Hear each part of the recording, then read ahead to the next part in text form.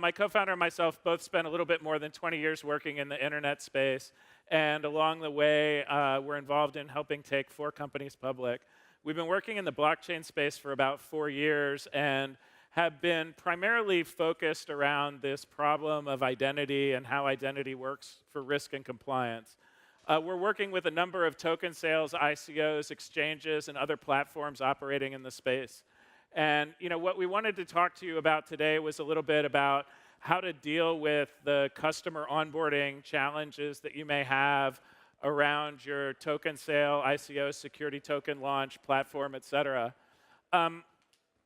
This is the most important slide in the entire presentation, which is everything that I'm telling you here is background. The first thing that you should do if you're releasing any kind of token, whether it's a security token, utility, or anything else, is talk to a lawyer that's specialized in compliance in this area and have them work with you to create your policies and procedures around how your token's listed and how compliance works. I can't stress how important that is. So first, I want to talk a little bit with KYC for blockchain. Just what is it? Why do I need it? How does it work? Can I get away with not having it, maybe? And what are some of the things that I should watch out for? So why do I need it in general? So if you come back to some of the history of Bitcoin and blockchain, especially back as far as we were working in the space, most people thought, this is Bitcoin, we don't need compliance. And for a while, that was actually true. And now that's maybe a little bit less true. And so there's a number of reasons why actually having a proper compliance policy is important to the work that you're doing. The first of which is if you're doing a security token, you're actually going to have to register that token with the SEC. And as part of that process, they're going to want to understand what your compliance programs are and how they work because you're operating in a regulated environment. We're going to touch on some enforcement actions that have happened. You'll probably want to open a bank account. And investors kind of want to pay attention to what you're doing here. So first, I want to talk about some enforcement actions that have happened in history here. And this goes back quite a ways. This was all the way back in maybe 2014. And this was FinCEN did an enforcement action against Ripple. It was about a $700,000 fine and a consent decree. And it was focused specifically around anti-money laundering, around things like travel rule and other requirements.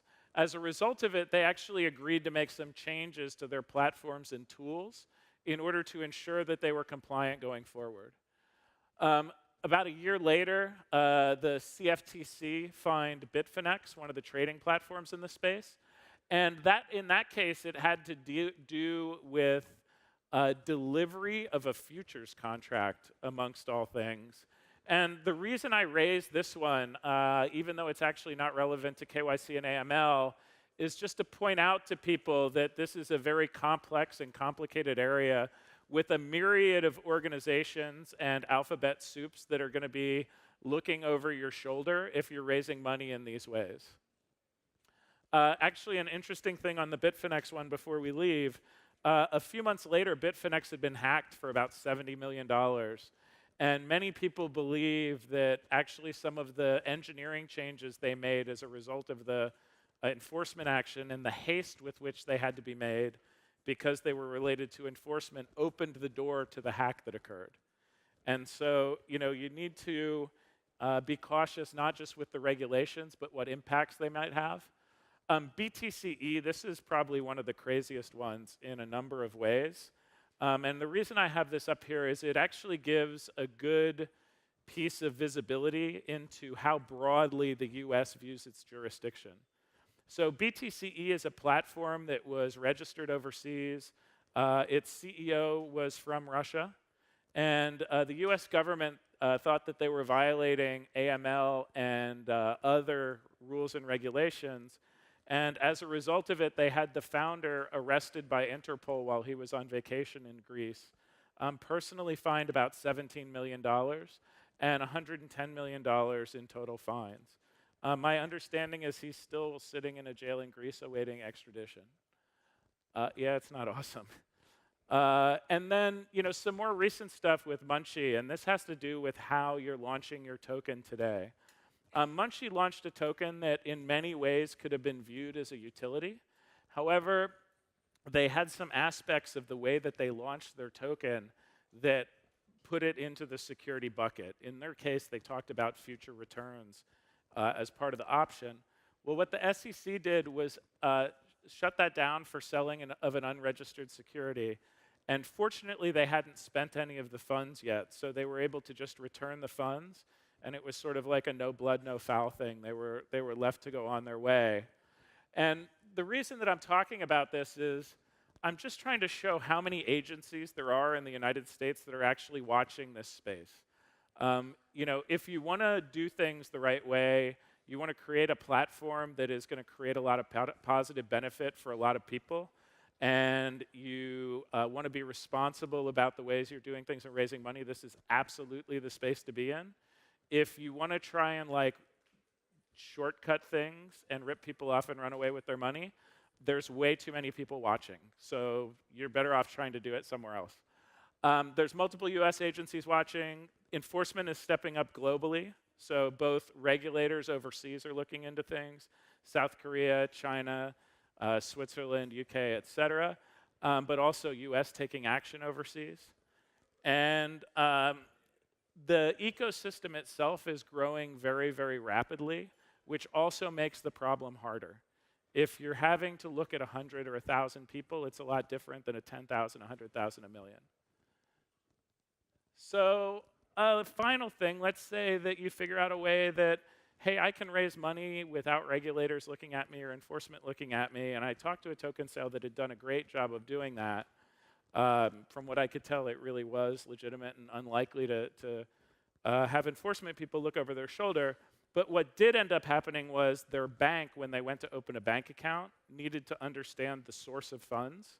And because they hadn't done KYC and AML on their investors, they couldn't prove the provenance of their funds and couldn't open a bank account. So there's a lot of layers where these pieces become important in launching your business. So let's talk a little bit about what's required today if you're KYCing an individual. The ID needs to be real and valid. You need to match the individual to the ID, right? If you are an adult in the US, you can assume that your identity has been stolen. So just presenting a stolen identity doesn't really help prove anything. You need to do sanctions and watch list checks as well as negative news checks. For corporations, it's relatively similar. You need incorporation and tax ID. You need to run all the sanctions, watch lists, et cetera, on the corporation itself. You also need to know who the signatories on the account are, who are the people that can act on behalf of the company, and then potentially officers, directors, underlying beneficial owners. All of those need to go through checks to make sure that it's not a shell company owned by Kim Jong-un, although maybe next week he'll be off the sanctions list, who knows.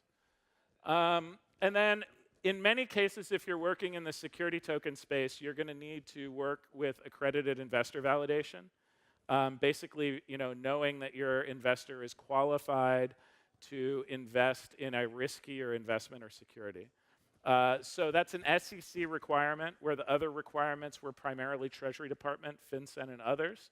The requirements for this vary by jurisdiction, but most places effectively follow the US rules on this. And so you'll see most people following US rules. And it's actually best because doing accredited investor validation can be complicated because there's a lot of different ways that you can be accredited. It's actually the best practice is to use a certified third party like an accountant, a lawyer, or certified financial professional to do that validation and then provide an attestation letter. This also means that you're not having to collect all of your investors' bank records and keep them yourself and do all that kind of stuff, which some people can feel really concerned about rightfully from a privacy perspective, where they know if it's going to a law office or going to an accountant, there's a different set of rules around how that's maintained and protected. So KYC, is it a real and valid ID? So what should you be doing? You should be making sure that the ID is real, right? So are the security features there and intact? And has the ID been tampered with? Has someone tried to change the text? Is it in a different font? Or has it been altered in some way or tried to change the photo out? right? Making sure that that stuff is real. Has it expired? You can't accept an expired ID. And is it legible? And then a final thing, this is something that we see, I'm really surprised by it all the time in this space. People take a photo of their ID. So they took a photo of it once, and then they take a photo of their computer screen. And I'm like, it's a little hard to tell if you actually have the ID when you do that. So photos of photos don't count. You don't want to do things that way. And then moving on, you need to match the ID to the individual. So the kind of standard practice today is doing a facial match between the individual and their ID. The best practice around that is to make sure that that's coming live through the lens of the camera, that it's not like a photo that someone Googled on the internet and said, hey, I'm Dan Rather. His photos are pretty easy to find. In some cases, you can do video or sentiment analysis. You can tie into social networks. You can tie to the phone number with SMS and other clues and triggers like that. Sanctions Watchlist and negative news are all required today.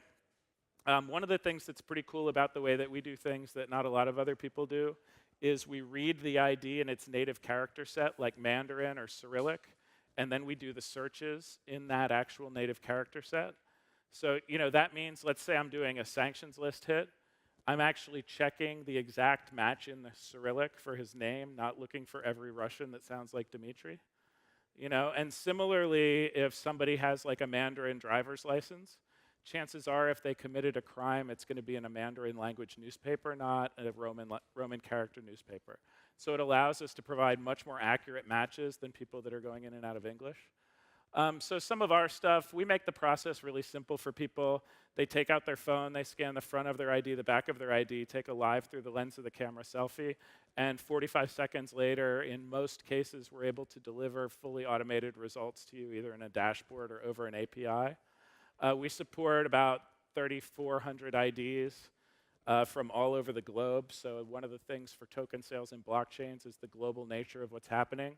You'll find many other platforms, they either support a few hundred IDs, or the way that they're managing it is they have a bunch of people in a call center somewhere that are looking at it.